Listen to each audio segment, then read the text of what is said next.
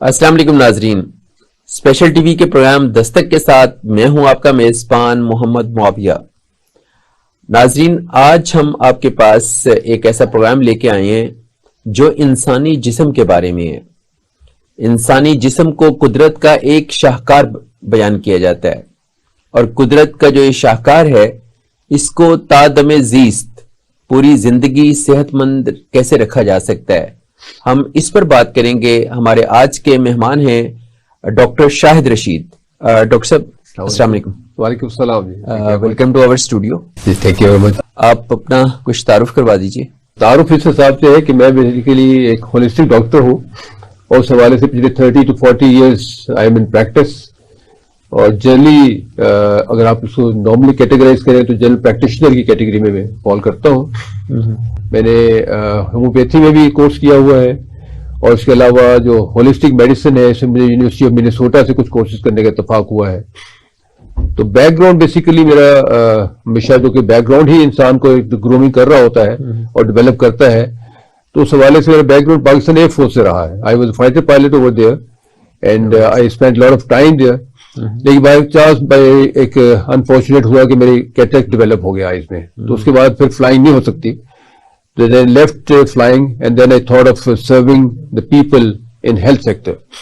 तो फिर मैं इसमें आया हूँ। लेकिन पाकिस्तान एयरफोर्स में जैसे कि आपको मालूम है बड़ी चैलेंजिंग लाइफ होती है, डिमांडिंग लाइफ होती है, तो उसमें बेतहाशा उनके SOPs हैं और बहुत से प्रोसीजर्स होते हैं। उनसे कुछ चंद चीजें मैंने पिक की जो मैंने लाइफ हैबिट पैटर्न बनाया और उसको मैंने अपने मेडिकल प्रोफेशन में भी अप्लाई किया। और वो उनमें से दो चीजें बहुत अहम है कि रैशनल थिंकिंग है कि कोई बीमारी किस वजह से आ रही है, क्यों है, इसका साइंटिफिक एनालिसिस किया जाए, और इससे एविडेंस बेस्ड डिसीजन है। ये नंबर 2 है कि जब भी पेशेंट के बारे में कोई डिसीजन लेने हैं तो एविडेंस बेस्ड होने चाहिए। आपके पास पैथोलॉजिकल टेस्ट हो, उसकी बेसिस पे आप कोई ना कोई डिसीजन फर्दर लें। तो ये मेरा हम्बल सा बैकग्राउंड है जी। डॉक्टर साहब ये बताइए कि आप एयरफोर्स से किस लेवल से रिटायरमेंट आपकी हुई? रिटायरमेंट लेवल था स्क्वाड लीडर, ये सीनियर ऑफिसर्स की कैटेगरी में आता है। तो इस रैंक से मैं रिटायरमेंट मुझे लेनी पड़ी वहां से और उसके बाद फिर मैं इस प्रोफेशन में हूँ। और ये मेडिकल प्रोफेशन से जो आपकी दिलचस्पी है ये एयरफोर्स की जॉब के दौरान हो गई थी? जी obviously I was very much interested in human body. इसकी बेसिकली डेवलपमेंट ऐसे हुई कि पायलट्स को बहुत ज्यादा मेडिकल भी नॉलेज दिया जाता है। उनकी स्पेशल ट्रेनिंग्स होती हैं। कराची में एक बहुत बड़ा इंस्टीट्यूट है एरो मेडिकल इंस्टीट्यूट, AMI कहते हैं उसे। वहां पे पायलट्स के पास काफी कोर्सेज होते हैं ताकि उन्हें बताया जाए कि जब वो high up in the air जाते हैं तो उनके बॉडी पे फिजियोलॉजिकल लेवल पे क्या क्या चेंजेस आती हैं। ऑक्सीजन कम होती है, हाइट का प्रॉब्लम आते हैं, तो उससे क्या किस इमरजेंसी में जा सकते हैं। तो उससे पहले ही उन्हें प्रिपेयर करने के लिए ये कोर्सेज होते हैं और वहां पे एनाटॉमी, फिजियोलॉजी और पैथोलॉजी सारी चीजें पढ़ाई जाती हैं वहां पे डिटेल से। तो इसकी वजह से जब ह्यूमन बॉडी को देखा और देखा कि तो बहुत जबरदस्त चीज है, अल्लाह ताला की इसमें कई निशानियां नजर आती हैं। तो then I develop lot of interest in that और बाई चांस ऐसा हुआ कि लाइफ में बाद में इसी प्रोफेशन में मुझे जाना पड़ा। तो आपने रिटायरमेंट के बाद बाकायदा मेडिकल प्रैक्टिस स्टार्ट की? जी हाँ, मैंने प्रॉपर मेडिकल कोर्स किया मेडिकल कॉलेज से और उसके बाद फिर बाहर से ट्रेनिंग ली और फिर मेडिकल प्रैक्टिस करता रहा जनरल प्रैक्टिशनर के तौर पे। अच्छा, बाहर आपने कहाँ से ट्रेनिंग्स ली हैं? मैंने बेसिकली कोर्सेज है यूनिवर्सिटी ऑफ मिनेसोटा से किए हैं, इंटीग्रेटिव मेडिसिन जी अमेरिका से, और हार्वर्ड यूनिवर्सिटी से मैंने अपने कंटिन्यूस मेडिकल एजुकेशन की है, CME उनके मुख्तलिफ कोर्सेज होते हैं। और लोकल जो है यहाँ पे Shaukat Khanum and research hospital है, इनके काफी अच्छे ट्रेनिंग कोर्सेज होते हैं डॉक्टर्स के, तो ये काफी कोर्सेज में अटेंड करता रहा। फिर Pakistan academy of family physicians एक बहुत बड़ा दायरा है पाकिस्तान का, तो ये अपने कंडक्ट करते हैं एनुअल बेसिस पे भी और वैसे भी मंथली बेसिस पे। बड़े अच्छे सीनियर प्रोफेसर को बुलाते हैं, मेडिकल डॉक्टर्स होते हैं, और वो कोर्स मुझे अटेंड करने का मौका मिला इस तरह की। और पाकिस्तान से बाहर भी आपने इस प्रोफेशन में कुछ सर्व किया? जी, इसमें मुझे UAE में जाने का इत्तेफाक हुआ और वहां पे मुझे सर्व करने का मौका मिला। लेकिन वहां पे थोड़ा सिस्टम डिफरेंट है। वहां पे ऐसे नहीं कि जाके अपना क्लिनिक आप ओपन कर सकते हैं। First of all you have to clear all the exams of ministry of health. वहां मिनिस्ट्री ऑफ हेल्थ टॉप से कंट्रोल करता है। UAE में वो अलग से आपका एग्जाम लेते हैं? जी हाँ, वो सेपरेट लेते हैं बिकॉज वहां पे ऑल ओवर द वर्ल्ड लोग आते हैं। श्रीलंका से आ रहे हैं, चाइना से आ रहे हैं, पाकिस्तान जा रहे हैं। ये मैं उनकी बात कर रहा हूँ जो TCAM में आते हैं, traditional complementary and alternative medicine, ये TCAM कहलाता है वहां पर। तो इसके वो एग्जाम्स अपने लेते हैं, very high standard tough exams होते हैं। जो उन्हें क्लियर कर सकता है तो उसको फिर वो कहते हैं आप क्वालिफाइड हैं यहाँ BO में प्रैक्टिस करने के लिए। तो वो उसको कॉन्स्टेंटली मॉनिटर करते हैं मिनिस्ट्री ऑफ हेल्थ वाले। तो वो मुझे इत्तेफाक हुआ वहां पे होने का, तो अल्लाह फजल से मैंने क्लियर किए। तो उससे बाद वहां प्रैक्टिस की, वहां प्रैक्टिस का काफी अच्छा एक्सपीरियंस रहा, क्योंकि नेचुरल मेडिसिन में पेशेंट्स की भी एजुकेशन लेवल अच्छा होना चाहिए, only then they can understand what you are trying to tell them apart from the normal conventional medicine. तो वहां पे एजुकेशन लेवल अच्छा था, तो लोग काफी अप्रिशिएट करते थे कि हाँ जी, ये इंजेक्शन के बगैर कुछ और भी तरीके हैं जिससे आप अपनी सेहत को बरकरार रख सकते हैं। तो वहां पे अच्छी प्रैक्टिस है इस हिसाब से। तो आप ट्रीटमेंट के लिए जो हमारा कन्वेंशनल एक तरीकाकार है कि बस मरीज गया और आपने उसको दवाइयां दे दी, आप इस तरह से प्रैक्टिस करते हैं या आप इन्वेस्टिगेटिव मेथोडोलॉजी को लेते हैं कि पहले डायग्नोस्टिक किया और उसके बाद फिर आप उसको थ्रू सम यानी आप कह लें कि डाइट प्लान ट्रीट करने की कोशिश करते हैं या डायरेक्ट दवाइयां दे देते हैं? नहीं, इसमें मुख्तलिफ स्टेजेस हैं, जैसे अब आपने भी इंडिकेट किया। नॉर्मली है, first of all you have to understand what's the reason behind the disease. अगर बेचारा पेशेंट एक आया है, किसी बीमारी में मुब्तला हो गया है, उसकी वजह तो पहले तलाश की जाए। और वजह भी हमें उससे दो स्टेप्स होते हैं। एक तो है कि उसकी केस टेकिंग से पता चलती है, ये बहुत इंपॉर्टेंट है कि पेशेंट्स की अपनी फीलिंग्स क्या है, और इसके साथ साथ है कि उसके पैथोलॉजिकल लैब टेस्ट करवाए जाए कि इंटरनल जो है उनका स्टेटस क्या है। जैसे गुर्दे में पथरी है तो किस साइज की है, लीवर अगर हैम्पर हुआ है तो कितना, वो अगर फैटी हो चुका है तो कहां तक फैटी गया हुआ है, ये सभी टेस्ट से पता चलेगी। या ब्लड प्रेशर है तो उसको लोअर करने की मेडिसिन देने के बजाय ब्लड प्रेशर की रूट कॉज को दरियाफ्त किया जाए। एग्जैक्टली, किस बुनियाद पर ब्लड प्रेशर जो है वो हाई हो रहा है। इसकी बड़ी मजे की बात आपको इंटरेस्टिंग होगी कि all over the world blood pressure, भी आपने जिक्र किया, जहन में बात आई कि all over the world blood pressure ऐसी यूनिक बीमारी है कि इसके 95% केसेस का कोई कॉज ही पता नहीं होता है। तो उसको एसेंशियल हाइपरटेंशन कह के उसको कैटेगराइज कर दिया जाता है। लेकिन आप ऑन द अदर साइड देखें, फार्मास्यूटिकल इंडस्ट्री बेतहाशा है जो इस पे पल रही है। नहीं, कॉज मालूम नहीं है, लेकिन उसकी मेडिसिन बनती चली जा रही है और लोगों को ट्रीट किया चला जाता है। तो यहाँ पे हमारा मेथड ये होता है कि उसका कॉज मालूम किया जाए, उसके कई कॉजेज हो सकते हैं और उसके मुताबिक फिर उसको मेडिसिन दी जाए। लेकिन मेडिसिन का रोल कम है इस पे डाइट का रोल बहुत ज्यादा है। डाइट उसे अगर एडजस्ट करें, डैमेजिंग डाइट से निकालें उसे, तो फिर मेडिसिन बड़े अच्छा काम करती है। तो ये हमारे मेथोडोलॉजी है। अच्छा, इंसानी जिस्म को कुदरत का शाहकार कहा जाता है। जी जी जी। तो इसकी जरा थोड़ी सी वजाहत कर दें नाजरीन की दिलचस्पी के लिए। बिल्कुल, बड़ा अच्छा क्वेश्चन किया। जब भी इंसान की बात होती है तो यही से बात इंसान सोचता है, लेकिन इसको हम बड़ा लाइटली लेके चल रहे होते हैं। अगर इसको डीपली देखें मेडिकल के पॉइंट ऑफ व्यू से, तो it's really wonderful thing, it's amazing thing. ये वाकई एक मिरेकल है कुदरत का, यानी किसी का आप इसका कोई जवाब ढूंढ ही नहीं सकते हैं। असल में इसको अगर आप देखें कि इंसान के बॉडी के अंदर सेल्स होते हैं, सेल सबसे छोटा यूनिट है जो है, तो 30 to 40 ट्रिलियन सेल्स हैं। ट्रिलियन को उर्दू में हम लोग मेजर करते हैं तो खरब कहते हैं। खरब 30 से 40, अरब के बाद आता है खरब। तो 30 से 40 खरब सेल्स हैं इसके अंदर, बॉडी के अंदर। और अभी भी ये इसमें साइंटिफिकली अल्टीमेट फिगर नहीं है, कुछ फिगर्स कहते हैं 50 ट्रिलियन है। तो इतने ज्यादा सेल्स हैं इसमें, बॉडी के टिश्यू सेल्स भी हैं, इसके बोन सेल्स भी हैं, आई सेल्स भी हैं। तो ये तो है सेल्स टोटल, लेकिन ऑब्वियसली अचानक तो नहीं आ गए। अगर आप को सबको मालूम है कि इब्तिदा जो होती है इंसानी तख्लीक की, वो एक यूनिसेलुलर ऑर्गेनिज्म से होती है। एक सेल होता है जो शुरू में डेवलप होता है, लाइफ सेल, वहां से डेवलप होता है। और उसके बाद फिर साइंस हमें, मेडिकल साइंस जनरली ये बताती है कि एक सेल डेवलप होता है, फिर वो एक खास प्रोसेस से गुजरता है, मल्टीपल ग्रोथ हो जाती है, मल्टीपल सेल्स क्रिएट होने शुरू होते हैं, फिर ऐसे ऐसा इंसान बन जाता है। लेकिन यहाँ तक तो सही है। यहाँ तक असल जो चीज देखने की जो साइंस हमें नहीं बताती, उस पर गौर नहीं किया जाता, वो ये है कि एक सेल से जब मल्टीप्लाई करेगा तो वही सेल्स बनने चाहिए ना। जी, ऐसे एक सेल को मल्टीप्लाई किया, वो 10 बन गया, वो 10 लाख बन गए, but the cell should stay the same. लेकिन हैरान को चीज है कि उस सेल में से अगले सेल जब बनते हैं तो कोई सेल को गाइडेंस मिलती है कि तुमने बोन बनानी है।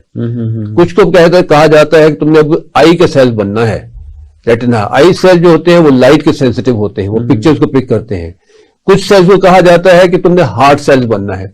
तो ये कौन कहता है, कहां से डिसीजन आते हैं? ये साइंस ने बताती है हमें। यानी एक सेल से जो मल्टीपल सेल्स निकलते हैं, उनमें से हर सेल जो है वो डिफरेंट फंक्शंस को परफॉर्म कर रहा है। एग्जैक्टली, डिफरेंट फंक्शंस वो खुद ऐसा बनता चला जाता है कि डिफरेंट फंक्शन चले जाते हैं। और ह्यूमन बॉडी की जो कंपोजिशन है उसमें हर सेल का एक अलग से रोल है। बिल्कुल अलग से रोल है। बस देखिए ना, किसी बच्चे के अगर बाजू बन रहा है तो उसे होगा अच्छा सेल्स यहाँ पे जमा होते थे, यहां तक बन जाएगा, तो यहाँ पर उन्हें ऐसा डायरेक्शन है कि अब तुमने जमा नहीं होना है, दरमियान में जगह खाली छोड़नी है। एक इधर बनेगा, एक इधर बनेगा, सिर्फ 5 उंगलियां बन जाएंगी। यानी सेल्स का जो ऑर्डर होगा जी बेसिकली उससे एक सेहतमंद जिस्म तख्लीक पाएगा, और खुदा ना खास्ता अगर सेल्स का डिसऑर्डर हो जाता है जी जी, तो जिस्म भी सेहतमंद नहीं होगा। बस ऑब्वियसली सेल्स ही की हेल्थ के बेसिकली है, इसलिए मेडिकल साइंस भी पहले सेल्स की हेल्थ की बात करती है।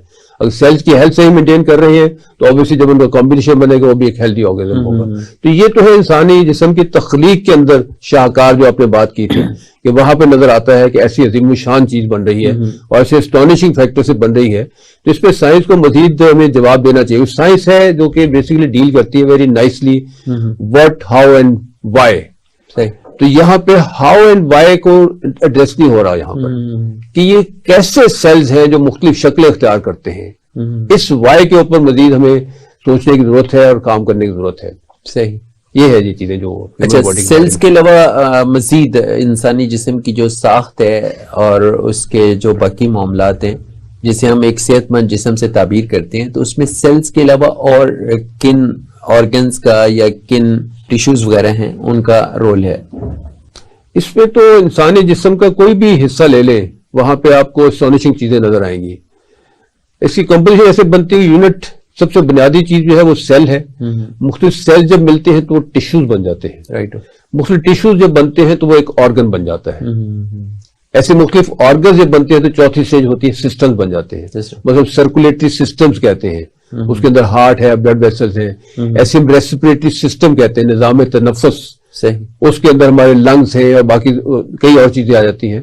तो ये सिस्टम बनते चले जाते हैं। किसी भी सिस्टम को स्टडी कर लें, जरा सा गौर से देखें, वहां पे अल्लाह की आयात नजर आएंगी, हैरान कुन। मतलब ब्रेन के बारे में अगर आप सिर्फ थोड़ा सा देखें, ब्रेन के बारे में बहुत कुछ पता है, पता नहीं है इंसान को भी। ब्रेन जो है बेसिकली वेट वाइज देखा जाए तो ये पूरी बॉडी का 2% बनता है सिर्फ, वेट वाइज सिर्फ इतना है वेट स्ट्रेन। लेकिन ये जब अपनी एनर्जी गेन करता है बॉडी से ऑक्सीजन की शक्ल में, तो ये पूरी बॉडी की निस्बत 20% ऑक्सीजन डिमांड करता है। अच्छा, इतनी ज्यादा ऑक्सीजन चाहिए होती है। इसलिए आपने देखा होगा जब बड़े बच्चे की पैदाइश होती है, किसी वजह से ऑक्सीजन रेस्ट्रिक्टेड हो जाए, ऑक्सीजन ना ले सके किसी वजह से, तो सबसे पहले ब्रेन डैमेज होता है, ब्रेन इफेक्ट होता है। इसलिए ऑक्सीजन किसी सूरत भी कम नहीं होनी चाहिए। तो ब्रेन को अगर हम कंपेयर करें इंसान की अजीम शान इन्वेंशन के साथ, कंप्यूटर के साथ, तो सुपर कंप्यूटर जो अभी तक बनाए हैं, सबसे टॉप क्लास सुपर कंप्यूटर जो है अमेरिका में है समिट के नाम से। That's a huge super computer, phenomenal, यानी इंसान की तख्लीक का शाहकार है वो। उसमें अगर देखा जाए तो वो तकरीबन इतना बड़ा है जैसे बास्केटबॉल का कोर्ट होता है, उस स्पेस में वो रखा जाता है।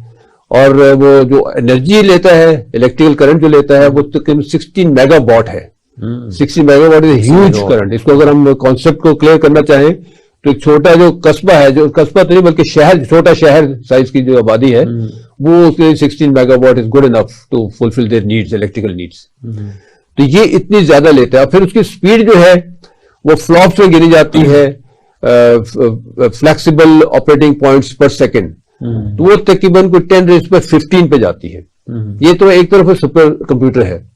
लेकिन ब्रेन को अगर देखें तो ब्रेन सिर्फ एनर्जी लेता है 10 वॉट का जो बल्ब होता है, छोटा बल्ब अगर कहीं भी लगा देखें तो 10 वॉट का बल्ब जितनी एनर्जी ले रहता है वो लेता है, जबकि वो 16 मेगावाट ले रहा है। और इंसान जितनी भी दुनिया के अंदर वंडर्स को तख्लीक करता है, बेसिकली तो उसकी दिमाग की जो सोच है उसका दखल है, और वो सारी फंक्शनिंग जो है वो अपने दिमाग से करता है। बिल्कुल सही, वहीं से आ रही हो, सोचो विचार सारी वहीं से हो रही है। बिल्कुल सही बात है। डॉक्टर साहब बहुत दिलचस्प गुफ्तगू है, एक छोटी सी ब्रेक ले। जी ठीक है। नाज़रीन, डॉक्टर शाहिद रशीद हमारे दरमियान मौजूद हैं, उनके साथ गुफ्तगू का सिलसिला चलेगा। यहाँ लेते हैं एक मुख्तसर सी ब्रेक।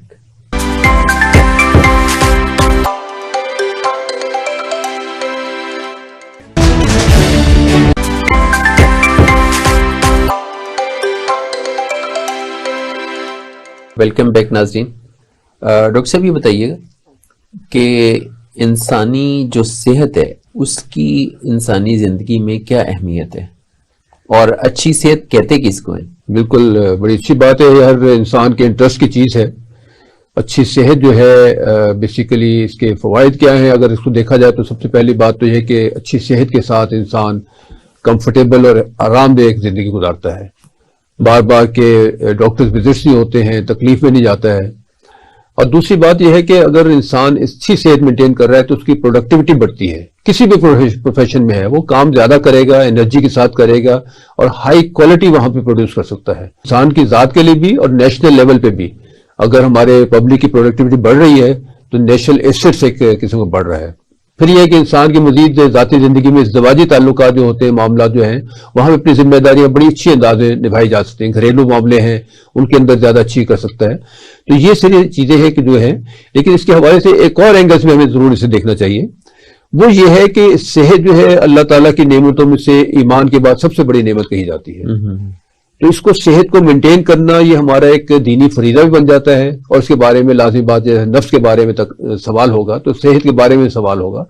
तो सेहत को इतना लाइटली नहीं लेना चाहिए। यानी रब ने आपको सेहतमंद पैदा किया, बिल्कुल, और आप अगर उसको मेंटेन रखते हैं तो बेसिकली आप अल्लाह की दी जो अमानत है आप उसकी हिफाजत कर रहे हैं। Exactly, that's right. और इस पे आदमी उससे करेगा जब इसको सीरियसली सोचेगा कि हाँ ये मेरा फरीजा है। और ये बहुत ही जबरदस्त एहसास है कि आप ये सोचेंगे रब ने मुझे सेहतमंद पैदा किया था, जी जी सही, तो मैं अपनी सेहत को मेंटेन रखूं ताकि अल्लाह की दी इस नेमत की हिफाजत हो। बिल्कुल, ब्यूटीफुल, बिल्कुल सही है।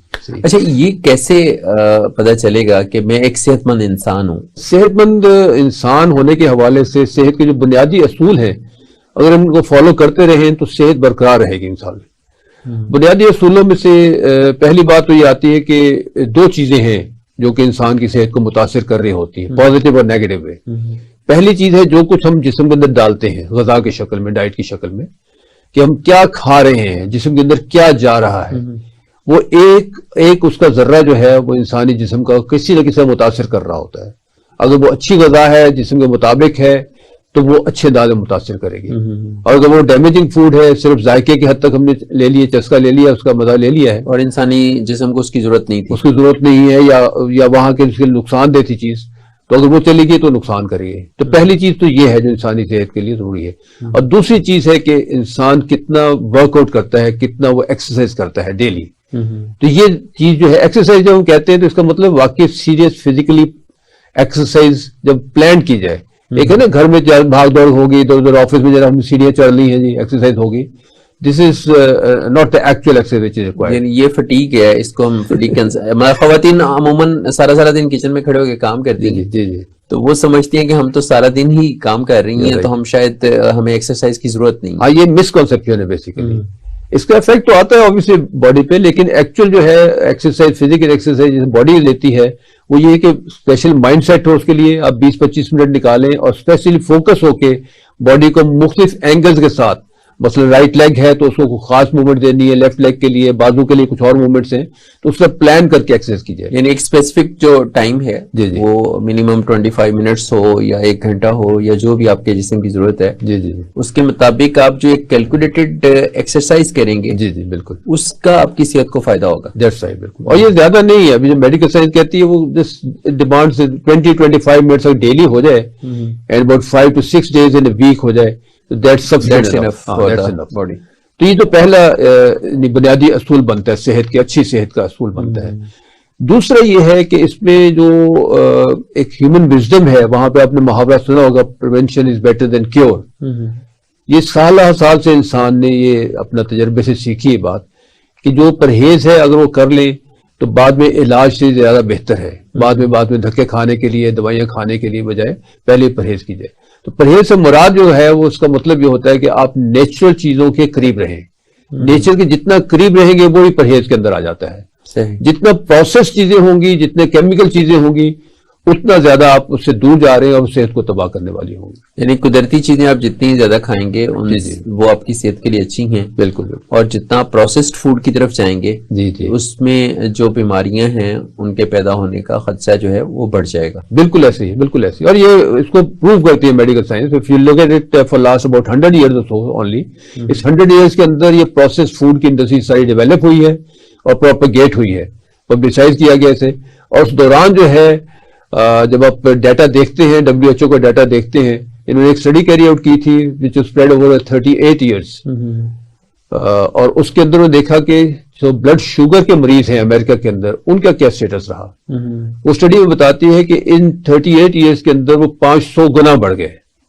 सारी एहतियातों के बावजूद, सारे मेडिकल फैसिलिटीज होने के बावजूद इतना ज्यादा बढ़ गया। उसके पीछे रीजन यही थी कि प्रोसेस फूड की तरफ बहुत ज्यादा टेंडेंसी हुई है अमेरिका के अंदर, और वहां पे they are really worried about it. Obesity और डायबिटीज जो है वो एपिडेमिक की तरह, वबा की तरह फैल रही है वहां पर, उसे कंट्रोल नहीं हो पा रहा है, और ये सारी दुनिया के अंदर हुआ।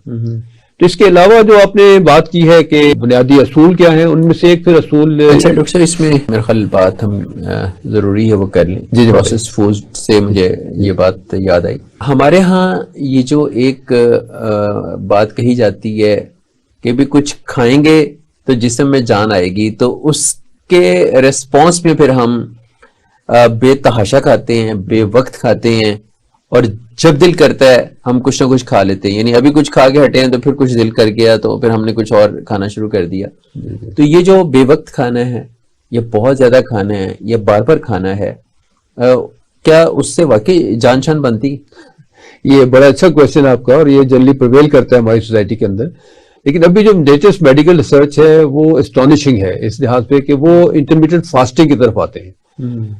जो लेटेस्ट रिसर्च है वो बताती है कि जितना आप इसको फास्टिंग कंडीशन में रखेंगे, ग़िज़ा के अंदर, खाने के अंदर वक्फा डालेंगे, उतना दो चीजें चेंज आती हैं बॉडी के अंदर। एक तो ग्रोथ हार्मोन प्रोड्यूस होता है जो कि बहुत अच्छा है, हेल्पफुल है, और दूसरा इंसुलिन हार्मोन जो फैट्स डिपॉजिटिंग हार्मोन है वो लो चला जाता है। तो ये दोनों चीजें जो है इंसान के फायदे में है। तो वो कह रहे हैं कि 8 से 10 घंटे की फास्टिंग होनी चाहिए। उसके पानी वगैरह पिए, दूसरी चीज ऐसे ले, लेकिन कोई मीठी चीज ना ले, कोई खाने वाली ऐसी चीज ना ले जो आपकी इंसुलिन बढ़ाती है। सही। तो ये इससे एस्टॉनिशिंग रिजल्ट्स मिलते हैं। यानी एक वक्त के खाने में और दूसरे में कम से कम 8 घंटे का गैप हो। जी बिल्कुल। इसको हम इंटरमीडिएट फास्टिंग बोलेंगे, इंटरमीडिएट फास्टिंग कहा जाता है। राइट।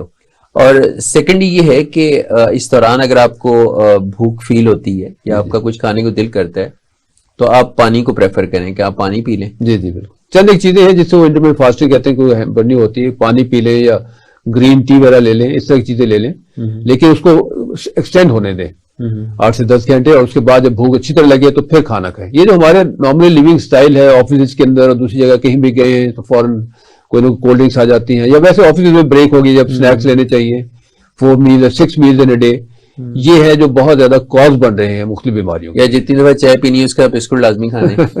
जी हाँ, ये तो एक स्टाइल बन चुका है, लेकिन इसके पीछे वो अवेयरनेस नहीं है, हेल्थ अवेयरनेस नहीं है। People must get aware about it. और इसमें लेटेस्ट जो रिसर्चेज आ रही हैं अमेरिका में स्पेशली इसके ऊपर, उसको स्टडी किया जाए, इंटरनेट पर अवेलेबल है, और उसके मुताबिक अपने लाइफ को तरतीब दिया जाए।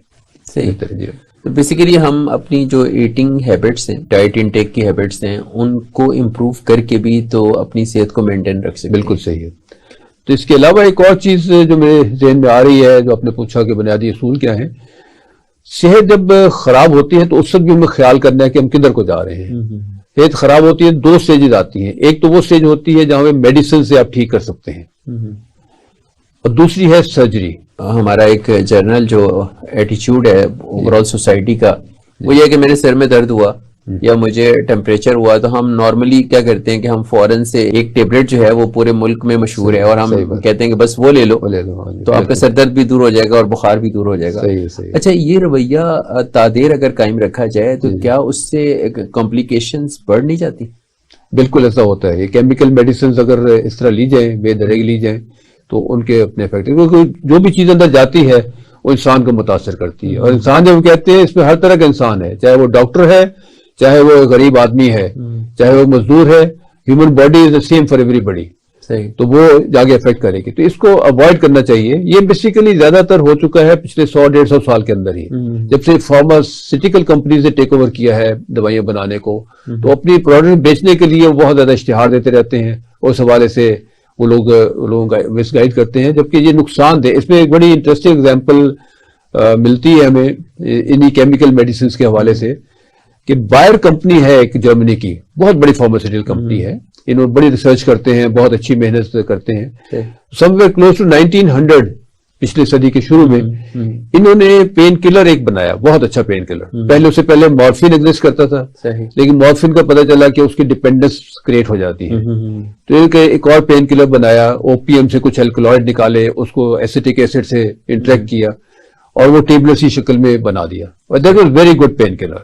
जहां भी डॉक्टर्स को दिया, पेशेंट्स को दिया, तो it had given very good results, pain खत्म कर देता था। और फिर जो फर्स्ट वर्ल्ड वॉर हुई उसमें फौजी लोगों ने बहुत इस्तेमाल किया। सारे दिन फ्रंट से थके हुए शाम को आते थे तो वो नहीं देते थे, डॉक्टर्स देते थे। तो इतना अच्छा पेन किलर था कि उसका नाम अपना फख्र के साथ उसका नाम उन्होंने हेरोइन रखा। अच्छा, हेरोइन कहते हैं जनाब, ये हमारी हेरोइन है। ये बायर कंपनी खुद से बड़े फख्र से प्रोड्यूस करते थी। लेकिन जब तक कोई 10, 15, 20 साल तक वो चल गया, मार्केट में बिकता था, तो फिर बाद में पता चला कि ये तो मॉर्फिन से भी ज्यादा इसकी डिपेंडेंस है। डिपेंडेंस की बजाय उसका एडिक्शन के लेवल तक चला जाता है। तो ये आजकल हम कहते हैं ना हेरोइन का नशा करता है जी ये, तो ये वही हेरोइन है बेसिकली। ये पहले किसी जमाने में मेडिसिन के तौर पे आई थी, अच्छा।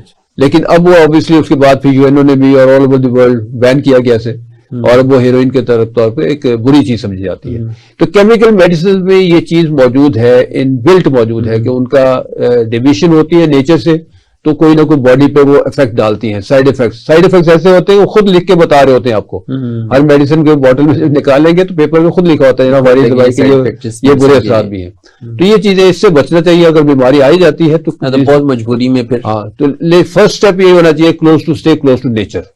नेचुरल मेडिसिन है, आपको हर्बल मेडिसिन मिल जाएंगी, होम्योपैथी है, चाइनीज मेडिसिन है, फिर आपको एक्यूपंक्चर है, कई नेचुरल मेथड्स हैं विच आर सेफ वंस, उधर जाना चाहिए। लेकिन अगर कोई भी मजबूरी होती है तो केमिकल मेडिसिन हम स्विफ्ट सोल्यूशन की तरफ जाते हैं, हम फौरन दवाई लेते हैं ताकि चले हमारी जो कैफियत है हम उस कैफियत से निकलें। बस ये दोनों के इंटरेस्ट में है, पेशेंट भी इतने फार साइटेड नहीं होते और प्लस ये डॉक्टर्स के इंटरेस्ट में भी होता है। वो कहते हैं ना अभी हम ऐसी चीज दें, स्ट्रॉन्ग मेडिसिन दें कि वाह हो जाए, हालांकि ठीक हो जाए और कहेंगे डॉक्टर साहब के हाथ में वाह, बिल्कुल। हालांकि वर्ल्ड ओवर ये चेंज हो रहा है, ट्रेंड चेंज हो रहा है। डॉक्टर साहब डिस्कस कर रहे थे कि जो पेशेंट्स हैं उनके ट्रीटमेंट के 2 स्टेजेस हैं। एक स्टेज तो है कि जिसमें पेशेंट मेडिकेशन से ठीक हो जाता है, जी, तो उसको थोड़ा सा एक्सप्लेन कर दें।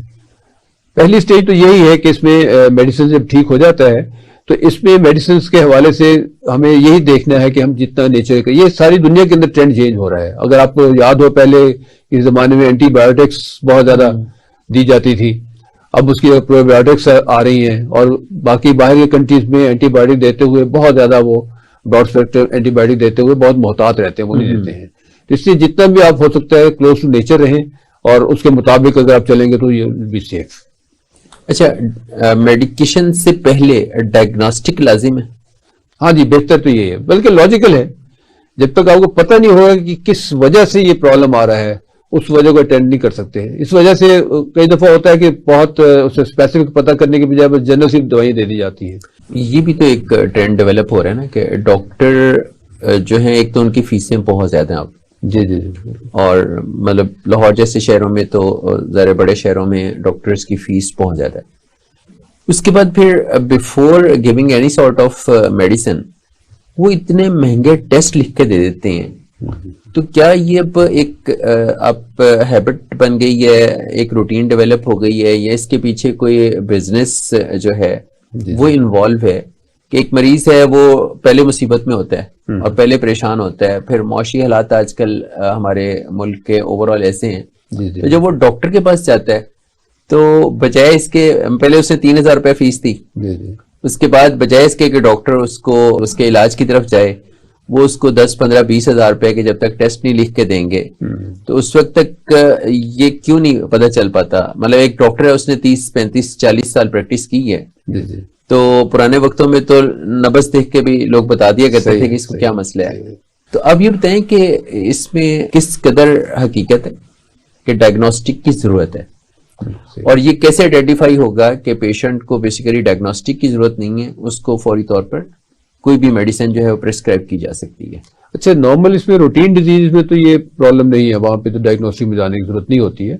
लेकिन अगर प्रोलॉन्ग होती चली जा रही है वही डिजीज और नहीं रिकवरी हो रही, तो फिर उसमें डायग्नोस्टिक में आना चाहिए। जो प्रॉब्लम आपने एस्पेक्ट जो बताया, हाईलाइट किया है, इसमें बेसिकली कुछ कंट्रोल होता है डॉक्टर्स के ऊपर गवर्नमेंट का। गवर्नमेंट अगर टैक्सेस ले रही है तो गवर्नमेंट ने सवाम को बचाना भी होता है कि अननेसेसरीली कोई एक्सप्लॉइट ना कर सके। लेकिन बीमार हुआ है, आप उसकी बीमारी की हालत को एक्सप्लॉइट कर रहे हैं, फाइनेंशियल गेन्स कर रहे हैं, तो ये गलत है। इसमें उधर रोल आना चाहिए वहां पर, लेकिन अनफॉर्चुनेटली उधर तवज्जो नहीं है हमारे यहाँ नॉर्मली। इसलिए अगर आप देखिए बाहरी कंट्रीज में, श्रीलंका जैसे कंट्री, छोटे से कंट्री में भी मेडिकल फैसिलिटी सारी फ्री है वहां पर। दोस्त रहते हैं वहां पे, वो कहते हैं इतने अच्छे अच्छे हॉस्पिटल गवर्नमेंट ने खुद बनाए हुए हैं कि लोग जाते हैं नहीं, प्राइवेट सेक्टर में नहीं जाते हैं वहां पर। तो एक तो वो है। लेकिन जहां तक लैब्स का ताल्लुक है, वो भी बहुत हाईली चार्ज कर रहे हैं। उसने अपने मुख्तलिफ मार्जिन और इंसेंटिव रखे होते हैं डॉक्टर्स के लिए, वो भी पेशेंट को वो चले जाते हैं। वहां फिर गवर्नमेंट का रोल आना चाहिए। गवर्नमेंट चेक करे क्या क्या उनके पास फैसिलिटीज हैं मेडिकल लैब्स में, कितने चार्जेस वो ले रहे हैं, उन्हें लेने चाहिए या नहीं लेने चाहिए। डायग्नोस्टिक पे असल कॉस्ट क्या आ रही है असल और cost पेशेंट से चार्ज क्या किया जा रहा है? मतलब एक टेस्ट है, अगर उस पे टोटल कॉस्ट ही आपकी 500 रुपीज है जी जी और आप उस टेस्ट का 6000 चार्ज कर रहे हैं, जी, तो वो उस पे जो उसकी मार्केटिंग कॉस्ट है, जो हॉस्पिटल के सारे एक्सपेंडिचर्स जी, हैं, जी। फिर डॉक्टर साहब को जो फैसिलिटेट करती हैं मेडिसिन कंपनियां और बिल्कुल। लैब्स वगैरह, जी जी वो सारे एक्सपेंस भी आप एंड पे मरीज ही पे डाल देते हैं। बस ये रोल तो बेसिकली टॉप पे गवर्नमेंट का है, लेकिन उसमें एक अच्छी बात ये हुई है कि हमारे सोशल लेवल पे, पब्लिक लेवल पे भी कुछ अदारे हैं जो अच्छे लोग हैं, अच्छी पार्टीज हैं, उन्होंने इस फील्ड में भी उतरे हैं। वो लोग जहां वेलफेयर के बाकी काम कर रहे हैं, सैलाब ज़दगान को मदद करते हैं, अर्थक्वेक वालों को मदद करते हैं, तो इस फील्ड में भी आए हैं वो लोग। उन्होंने मुख्तलिफ अच्छे नाम से लैब्स बनाई हैं और अच्छी क्वालिटी की वहां पे सर्विसेज दे रहे हैं और लो प्राइसेस पे दे रहे हैं वो लोग। तो इस तरह लोग इंडिविजुअली बेसिस पे अगर आए तो वो भी काफी हद तक ठीक है, लेकिन एक्चुअली ये बहुत ह्यूज लेवल का काम है और फिर गवर्नमेंट को इसमें इन्वॉल्व होना जरूरी है। तो फिर दो ही लेवल है, एक तो है कि अपने गवर्नमेंट हॉस्पिटल्स बनाए जाएं और अच्छी फैसिलिटीज दी जाए। अब लाहौर जैसे शहर में आपको पता है पिछले कोई तकरीबन 20 साल के बाद से कोई ऐसा जनरल हॉस्पिटल नहीं बना है, पब्लिक सेक्टर के अंदर कोई हॉस्पिटल नहीं बन पाया है। तो एक तो हॉस्पिटल बनाए जाए, अच्छी फैसिलिटी दी जाए, और दूसरा जितने भी लैब टेस्ट हैं और जो प्राइवेट जो लोग काम कर रहे हैं वहां प्रॉपर रेगुलेटरी अफेयर्स स्ट्रांग किया जाए, स्ट्रिंजेंट किस्म चेक्स होने चाहिए उसके ऊपर। तो अगर ये हो जाए तो इंप्रूव होगा और पब्लिक को रिलीफ मिलेगा। डॉक्टर साहब, आपकी गुफ्तगू बहुत वैल्यूएबल है, लेकिन एक छोटी सी ब्रेक लेते हैं। ठीक। नाज़रीन, यहाँ हम लेते हैं एक छोटी सी ब्रेक और ब्रेक के बाद दोबारा हाजिर होते हैं। हमारे साथ रहिए।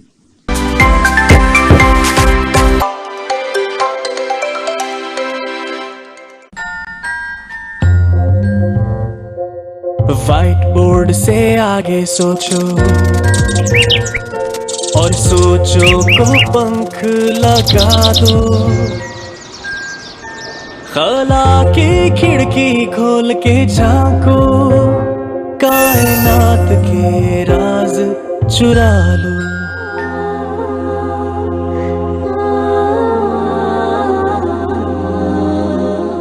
ये जहां तो तुम्हारा जहां है, तुम सा दूजा कोई भी कहाँ है। ये जहां तो तुम्हारा जहां है, तुम सा दूजा कोई भी कहाँ है।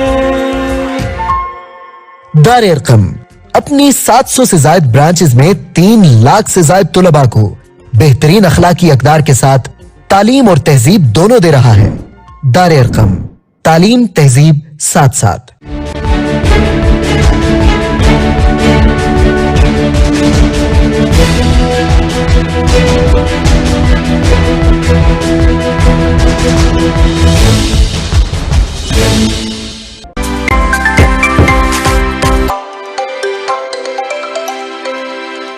वेलकम बैक नाज़रीन। डॉक्टर शाहिद रशीद से हमारी गुफ्तगू जारी है। डॉक्टर साहब, ये बताइए कि एक पेशेंट जो है उसकी जो बीमारी है वो तवालत पकड़ गई और कुछ ऐसी कॉम्प्लिकेशंस पैदा हुई हैं कि जिसमें अब दवा से काम नहीं चलेगा और ऑपरेशन की तरफ या सर्जरी की तरफ जाना पड़ेगा। जी जी तो उसके लिए क्या जरूरी जो तदाबीर हैं वो इख्तियार की जा सकती हैं? इसमें मैं जनरल सी बात करूंगा पेशेंट की रहनुमाई के लिए कि उसे क्या असूल अपने जहन में रखने चाहिए। वो बुनियादी असूल 2 ही हिस्सों में बन जाएंगे। एक है कि ऑपरेशन से पहले क्या करना है और अगर ऑपरेशन हो जाए तो उसके बाद क्या करना है। ऑपरेशन के पहले का जो हिस्सा आता है उसमें कुछ केसेस होते हैं जहां पे ऑपरेशन वाकई नेसेसरी होता है, लेकिन मोस्टली ऑपरेशन जो है वहां पे नेसेसिटी नहीं होती है। ये बड़ी हैरान कौन सी बात है, यानी ऑपरेशन रिक्वायर्ड नहीं है लेकिन डॉक्टर चाहता है कि ऑपरेशन रिक्वायर्ड नहीं है लेकिन बहुत जल्दी डिसीजन दे दिया जाता है। उससे पहले कुछ एफर्ट्स होनी चाहिए, पेशेंट को गाइड करना चाहिए कि अब ये ठीक नहीं हो रही चीज हमसे, तो आप कोई और मेथड भी ट्राई कर सकते हैं। मसलन टॉन्सिल्स की बात करता हूँ, सिंपल टॉन्सिलेक्टमी जो है, इनको निकाल देना ये बहुत कॉमन होता चला जा रहा है। छोटे छोटे क्लिनिक्स खुले हुए हैं, वो कहते हैं जी लेटे आपको निकाल दें। गले के जो गदूद हैं, टॉन्सिल जिन्हें कहा जाता है, ये हमारा फर्स्ट लाइन डिफेंस सिस्टम है। जो भी हम चीज खाते हैं या सांस लेते हैं वो इनको टच करके, गले के अंदर यहाँ गदूद होते हैं, इनको टच करके अंदर जाती है वो चीज, और जो अंदर बैक्टीरिया होता है उसको ये हमारे दोनों गदूद वही किल कर देते हैं। ये एक्चुअली इनका रोल है। जबरदस्त। लेकिन वो पैसेज ऑफ टाइम में किसी वजह से वीक हो जाते हैं, तो instead of killing the bacteria, bacteria over pass this tonsils और इनको वो इन्फेक्ट कर देता है वो। सही। तो अब कॉमन सेंस तो यही कहती है कि इसी का डिफेंस सिस्टम को स्ट्रांग किया जाए, जिस वजह से वीक हुआ है इसको दोबारा स्ट्रांग किया जाए, सही। ना ये कि इसको निकाल के फेंक दिया जाए। तो पहला असूल यही बनता है सेहत के हवाले से कि जब भी ऐसी कोई चीज हो तो डॉक्टर्स को अपना रोल अदा करना चाहिए मेडिकल एथिक्स के मुताबिक, उससे कहना चाहिए तुम ऑल्टरनेटिव ट्राई कर लो। अपने आप को इल्मी खुदा बना के नहीं बताना चाहिए कि ना बस यही सोल्यूशन है दुनिया के अंदर। उसे कहा जाए कि गाइड किया जाए कि सेफ सोल्यूशन अगर तुम्हें मिलते हैं कहीं पे तो आप जाके ट्राई करें, चाहे होम्योपैथी मिल रहे हैं, हर्बल मिल रहे हैं, चाइनीज मेडिसिन मिल रही है, कहीं पर भी हैं। ये मेडिसिन बहुत डेवलप हो चुकी है, जर्मनी के अंदर इतनी ह्यूज प्रैक्टिस हो रही है होम्योपैथी की। तो ये पहला गाइडेंस तो वहां ये बनती है। पेशेंट के हवाले से इसमें ये गाइडेंस ही बनती है कि अगर कोई नेसेसरी हो गया है, ऑपरेशन नेसेसरी हो गया है, मतलब हार्ट सर्जरी इन्वॉल्व हो गई है या कुछ और ऐसी चीज है, तो उसमें कम से कम 2 से 3 कंसल्टेंट से ओपिनियन जरूर ले। फिर अब सही अंदाज में बात बनती है, फिर सही डिसीजन मेकिंग होती है। सिर्फ एक पे सर्जरी के लिए नहीं जाना चाहिए, एक ओपिनियन पे। एग्जाम्पल, रिसेंट एग्जाम्पल में देता हूँ। एक पेशेंट थी, छोटी बच्ची थी, उनका अबाउट 20-22 ईयर्स एज। उनका स्प्लीन का तिली का मसला हुआ, काफी ज्यादा हाईली इन्फेक्टेड हो गई और उसके बारे में काफी मेडिसिन यूज करते रहे। फाइनली कराची का बहुत बड़ा हॉस्पिटल है, वहां से उन्होंने ओपिनियन ली, तो उन्होंने कहा जनाब इसको तो रिमूव कर देना चाहिए। सही। और सर्जन ने कहा अच्छा जाए जी रिमूव कर दें, उन्हें रिमूव कर दिया गया। हालांकि कुछ लोग थे जो उन्हें ओपिनियन दे रहे कि नहीं रिमूव ना करें, it's very important part of the organ. वो रिमूव कर दिया। उसके बाद जैसे जैसे लाइफ गुजरी, उनका बाई चांस शादी होगी, then she moved over to Australia. मेरे उनके साथ कॉन्टेक्ट थे, उन्होंने मुझे वहां से फीडबैक दिया। वहां कोई प्रॉब्लम हुआ उन्हें कुछ थोड़ा सा, she went to doctor over there consultant, और उन्होंने पता किया तो उन्होंने कहा जैसे मेरी तो स्प्लीन निकल चुकी है पत्ती। तो उन्होंने डॉक्टर रियली गॉट अनॉयड, कहते किसने ये डिसीजन लिया था आपके रिमूव करने का, ये तो कतई रिमूव नहीं होनी चाहिए थी। Same situation but the two doctor give two different opinions. तो इसलिए जब भी सर्जरी हो, सर्जरी कोई छोटा चीज नहीं है, स्पेशली जिसमें कोई ऑर्गन निकाला जा रहा है बॉडी का, जिसम की आपने चीर फाड़ करनी है और एक जो इंटेग्रल जो ऑर्गन है उसको आप निकाल रहे हैं, उससे पहले मशावरत जो है 2-3 जगह पे आप लाजमी करें। वो बात है, क्योंकि हर ऑर्गन जो है उसका अपना रोल है, उसके बाद लाइफ कैसे गुजरेगी वो नहीं बताया जा रहा। तो ये तो पहला स्टेज है जी, अगर सर्जरी करनी है उससे पहले क्या करना है। सर्जरी के बाद जो है वो ज्यादा रोल डॉक्टर्स का आता है। डॉक्टर्स को जरूर अवेयरनेस देनी चाहिए, पेशेंट को अवेयरनेस देनी चाहिए, पेशेंट को बताया जाए कि अब हमने ये सर्जरी की है और उसमें क्या चीज हमने अटेंड की है। मतलब सिंपल मैं स्टेंट की बात करता हूं या हार्ट के बाईपास की बात करता हूं। जब स्टेंट डलता है हार्ट के पेशेंट का या बाईपास होता है तो इट्स वेरी एसेंशियल, रिक्वायर्ड होती है, वहां पे इमरजेंसी क्रिएट हो जाती है, तो वो करना चाहिए। लेकिन उसके बाद डॉक्टर को बताना चाहिए कि भाई हमने जो जिस वजह से आपकी आर्टरीज ब्लॉक हो रही थी उसको हमने कुछ नहीं किया है, सिर्फ ये कि ऑल्टरनेट एक रास्ता दे दिया है ब्लड को पास होने का। जो बेसिक अंडरलाइन कॉज है उसके बारे में अपने केयरफुल होना है, उसको रेक्टिफाई करें किसी तरह, अदरवाइज दोबारा कोई 5-7 साल के अंदर दोबारा ये प्रॉब्लम आ जाएगा। वो नहीं बताया जाता उसको, पेशेंट को वो पेशेंट को बताना बहुत जरूरी है। मेडिकल एथिक्स है, हमारे मेडिकल कोड ऑफ कंडक्ट है, उसके मुताबिक पेशेंट को अवेयरनेस वो देनी जरूरी है, ताकि अपनी नेक्स्ट लाइफ जो आ रही है उसके अंदर उससे जो चंद साल मिल गए हैं उसके अंदर वो रेक्टिफाई करे उस प्रॉब्लम को और दोबारा उस सिचुएशन में न जाए। तो ये चीजें हैं सर्जरी के हवाले से जो मेरे पॉइंट ऑफ व्यू से, ये कुछ पेशेंट को करनी चाहिए और कुछ डॉक्टर को करनी चाहिए। अभी आपने जो तस्करा किया, एथिक्स को फॉलो किया जाना जरूरी है। जी जी जी। लेकिन हमारा जो अमूमी तर्ज अमल है उसमें क्या कमर्शियलिज्म बहुत ज्यादा गालिब नहीं आ गया? ये कमर्शियलिज्म तो लाजिमी बात है, होता ही है, एक इंसानी फितरत है, हर इंसान चाहता है ज्यादा मुझे जो भी है इसमें है। कमर्शियलिज्म के हवाले से एक चीज तो एंगल ये देख लें कि मेडिकल कॉलेजेस में पिछले दिनों किसी ने सर्वे किया था बहुत बड़े मेडिकल कॉलेज के अंदर, फाइनल ईयर के स्टूडेंट्स के पास जाके कि भी आप अब ग्रेजुएट होने वाले हैं तो आप क्या बनेंगे बाद में। तो मोर देन 70% का हम सर्जन बनेंगे जी। वो किस लिए अब सर्जरी, क्योंकि सर्जरी में फीस बहुत हाई होती है, बहुत इनकम बड़ी है। बहरहाल ये तो ऐसे लाइटर साइड पे बात आ गई। तो ये इंसान की टेंडेंसी है, लेकिन इसको कंट्रोल किया जाना चाहिए ना। कंट्रोल्ड है, बाहरी कंट्रीज में है कंट्रोल। ये नहीं कि वो लोग बहुत नेक हैं या कोई और चीज है, वो सिर्फ ये है कि वहां पर एक ऊपर टॉप से लीगल चेक है उनके ऊपर। उन्हें पता है कि अगर हमसे कोई गलती होगी, हमने गलत डायग्नोज करके गलत सर्जरी कर दी है, रिक्वायर्ड नहीं थी, तो कोई बॉडी है जो हमें चेक करेगी और हमारी सारी उम्र की कमाई जो है वो हमें फाइन की शक्ल में अदा करनी पड़ेगी। वहां पे चेक है, यहाँ पे वो चेक नहीं है डॉक्टर्स के ऊपर। डॉक्टर्स के ऊपर चेक होना चाहिए, तो फिर ये लोग भी बिल्कुल इस तरह मेंटेन करेंगे, फिर ऐसा नहीं जाएगा कि अननेसेसरी सर्जरीज हो रही है। सही। तो ये यानी एक रेगुलेटरी जो अथॉरिटी है जी जी बिल्कुल वो होनी चाहिए, जो इस सारा जो मेडिकल एक सिस्टम और ऑपरेशंस चल रहे हैं जी जी और पूरा एक मेडिकल का जो प्रोफेशन है इसमें वो मेल फंक्शनल प्रैक्टिस है, जो तो है। उसकी कोई ना कोई मॉनिटरिंग का एक बिल्कुल। सिस्टम मौजूद होना चाहिए। बिल्कुल सही, बिल्कुल सही। अच्छी सेहत को मेंटेन रखने की कुछ ऐसी बुनियादी टिप्स दे दें जी। जो हमारे नाजरीन की अमूमी आगाही के लिए जरूरी है। बस टिप्स हमारी सारी पूरी गुफ्तगू को अगर हम समराइज करें तो वो चीज यही आती है कि इसमें इंसानी सेहत को सही अच्छी हालत में मेंटेन करने के लिए और खराब हो जाए तो उसको वापस रेस्टोर करने के लिए वो ये है कि we should stay close to the nature as far as possible. Natural products जो है वो यूज करें, नेचुरल मेडिसिन यूज करें जितना तक हो सकता है। हाईली प्रोसेस्ड फूड के पास ना जाएं और लाइफस्टाइल को भी नेचुरल या करें, lifestyle वक्त को पे भी। सोना जागना Exactly. और अपनी दिन भर जस्ट की स्टे जो क्लोज टू routine। नेचर और आपकी बॉडी बहुत ज्यादा अच्छे अंदाज में खुद ब खुद सेहतमंद हालत में चलती रहेगी और आप एंजॉय करेंगे, फिर लाइफ को एंजॉय करता है इंसान। और इसमें नींद का और सोने का भी अमल दखल है। जी हाँ बिल्कुल, बेतहाशा फंक्शंस है ह्यूमन बॉडी ने जो नींद की हालत में करने होते हैं। लिवर मसल को प्रोसेसिंग अपनी करता है, टॉक्सिन को उससे एक्सक्रीट करना होता है, कुछ और मेथड्स हैं। ब्रेन ने कुछ काम करने होते हैं, स्टोरेज करनी होती है, ये सारे के सारे नींद की हालत में होते हैं। तो 7 to 8 आवर्स स्लीप जो है वो बहुत जरूरी है। और स्लीप भी यह है early part of the night it should start off, यानी कि later part of the night, 2-3 बजे के बाद या 12-1 बजे के बाद सो रहे हैं। आइडियल टाइम वही है कि इशा की नमाज से तकरीबन 2 घंटे बाद अगर आप सोने का प्लान करें तो दैट्स आइडियल टाइम और काफी बॉडी को टाइम मिल जाता है उसके अंदर सारी प्रोसेसिंग। और सुबह वक्त पे जाके बिल्कुल सुबह वक्त ताकि आप अपनी नमाज पढ़ने के बाद अपनी जो बाकी Exercise कर सकते हैं। एक्सरसाइज है, बिल्कुल। बाकी एक्टिविटीज उनका आगाज कर सकें। लेकिन नेचर के करीब रहें। ये सिर्फ वाहिद अगर पूरी दुनिया पे देखें, सिर्फ इंसान एक ऐसा अगर कोई जानवर का लफ्ज इस्तेमाल करें या ऐसा स्पीशी है जिसने अपने लिए रात को मसनूई लाइट से बंदोबस्त किया है, तो उससे लाइफ उसकी कुछ चेंज होगी, टोटली चेंज होगी हुई है। तो ये इससे हमें सोचना भी है, अपनी सेहत के बुरे असरात भी बचना है उससे और वापस आना है उस तरफ जितना हो सकता है। डॉक्टर साहब आपकी जो गुफ्तगू है बहुत ही ज़्यादा वैल्यूएबल है और हमारे नाज़रीन की अमूमी आगाही के लिए यकीनन इससे बहुत ज़्यादा फ़ायदा होगा। हम आपसे गुजारिश करेंगे कि आप वक्तन फ़क्तन हमारे लिए कुछ टाइम निकालें ठीक है, ताकि हम अपने जो नाज़रीन हैं उनको सेहत के हवाले से जो मुख्तलिफ मौज़ूआत हैं उस पर वक्तन फ़क्तन आगाही देते रहें।